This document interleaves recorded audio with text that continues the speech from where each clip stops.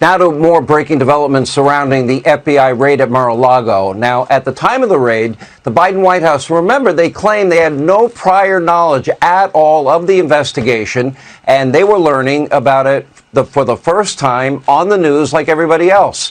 But last night, right here on this program, investigative reporter John Solomon told us all of that is just simply not true. And based on documents reviewed by Solomon, the Biden White House, in fact, actually facilitated the DOJ's probe against Donald Trump. One high-level Biden staffer was even in communication with the FBI and the DOJ as early as April the 15th and conveyed, quote, President Joe Biden would not object to waiving his predecessor's claims to executive privilege. In other words, the Biden administration was actively paving the way for the FBI's investigation into documents from Trump's time as president that Trump had every legal right to possess. As the Wall Street Journal and our own Greg Jarrett pointed out, federal law gives Mr. Trump a right of access to them. His possession of them is entirely consistent with that right and therefore lawful regardless of the statutes that the FBI is citing in their warrant. In other words, there was no legal basis for this unprecedented warrant. Now, keep in mind, top Democrats have always been treated with, kid gloves by the FBI and the DOJ when accused of any official misconduct. There was no raid of Hillary Clinton's house after she put our country at risk by storing top secret and classified material on not one but multiple private servers that were likely hacked, our own government believes, by foreign governments. In fact, in July of 2016, after listing all the classified material that was mishandled, James Comey declared that no prosecutor would ever bring charges against Hillary Clinton prior to an election. Don't remember? We'll remind you. Take a look. 110 emails in 52 email chains have been determined by the owning agency to contain classified information at the time they were sent or received. 8 of those chains contained information that was top secret at the time they were sent. 36 of those chains contained secret information at the time, and 8 contained confidential information at the time. Although we did not find clear evidence that Secretary Clinton or her colleagues intended to violate laws governing the handling of classified information, there is evidence that they were extremely careless in their handling of very sensitive, highly classified information. Although there is evidence of potential violations of the statutes regarding the handling of classified information, our judgment is that no reasonable prosecutor would bring such a case. Now, she was the Secretary of State. Donald Trump was a president with the right to declassify anything he wanted at any time. There was no raid. There was no search warrant. No charges against Hillary Clinton. There was also no raid of Sandy Berger's house. Remember, he went into the National Archives and he stole classified material from those archives. Remember, he stuffed it into his pants, his underwear, and his socks. No raid on any of the homes belonging to Joe or Hunter Biden, despite verified evidence of serious criminal misconduct from Hunter's laptop from hell. And yet the FBI, the DOJ, has no problem raiding the house of Biden's possible future political opponent, and that's former President Donald Trump, even though in June, Trump met with the DOJ officials and the FBI officials at Mar-a-Lago. And by the way, they were offered then to access any documents they wanted. They were invited back to get anything that they needed. And they even put the padlock on the document storage room because the DOJ and the FBI requested it. So they cooperated fully. And by the way, we have a letter from the National Archives and Records group themselves saying that, yeah, that department cooperated fully with the Trump people and they were very helpful. The whole investigation, as we've said from day one, it reeks of political bias. It is a shocking abuse of power. It is unequal application of our laws at its very worst. And the investigation is from the same exact group, the same people, the same FBI officials that elevated the Russia hoax and the Mueller witch hunt. Now, according to Congressman Jim Jordan, FBI whistleblowers, they're now coming forward every other week with allegations of political bias and corruption. Now, the question tonight is, where do we go from here? Now, joining us now with more is the attorney for former President Donald Trump, Alina Habba, is with us, along with Fox News legal analyst Greg Jarrett is with us. Alina, let me go to this very important question of how Hillary was treated, how Sandy Berger was treated.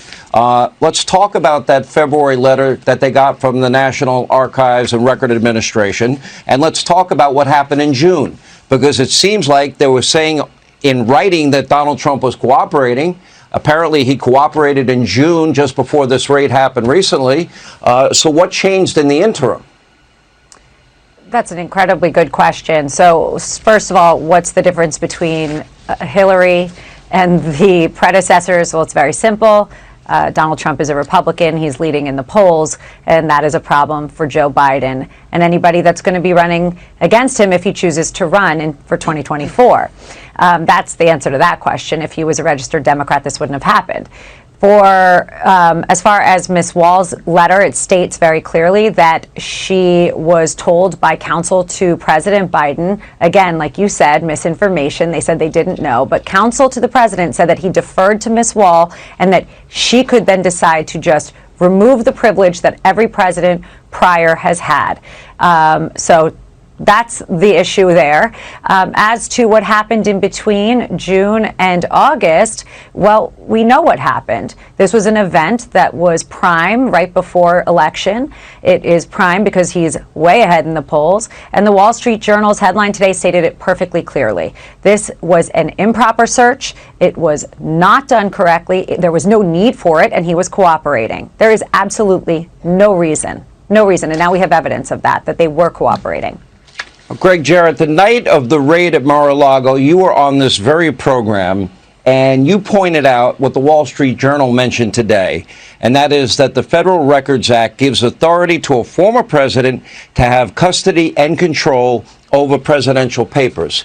I want you to talk about that and add to that the right of a president to declassify documents as he sees fit, which, by the way, is not something that, say, a Secretary of State like Hillary Clinton could do.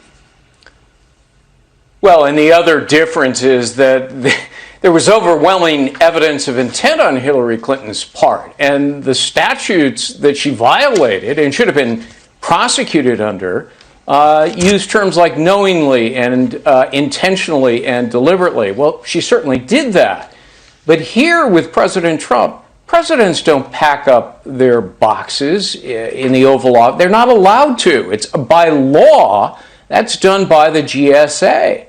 Does anybody think that when he got down to Mar-a-Lago, he sat in a room for weeks on end or months on end going through boxes and papers? No, of course not. And he cannot be held vicariously culpable under the law for the actions of his staff or auditors or lawyers. But the important point I made to you the night of the raid is that the Presidential Records Act is the controlling statute. It gives him a measure of control and custody and possession and access. And of course, these two constitutional scholars in today's Wall Street Journal made the exact same point. Merrick Garland knew all of that. There's no enforcement provision under the Records Act. It's not a crime. So what did Merrick Garland do? He tossed in 3 general criminal statutes. Well, wait a minute. Under law for more than 100 years in America, a specific statute like the Records Act takes precedent and supersedes any general statutes. And again, Garland knew that, but he wanted to gain access to Trump's compound for an ulterior motive, to look for some evidence, any evidence of a different crime, maybe something related to January 6th. So he tossed out a general warrant, which is a clear violation of the Fourth Amendment, which requires it to be specific. This wasn't. And the magistrate should never have signed it. And I bet he has a bit of buyer's remorse now, which is probably the reason why he wants to divulge the contents of the affidavit, because maybe that shows not only lies and misrepresentations, but omissions about how the president had actually been cooperating and how a subpoena should have been used instead of a warrant.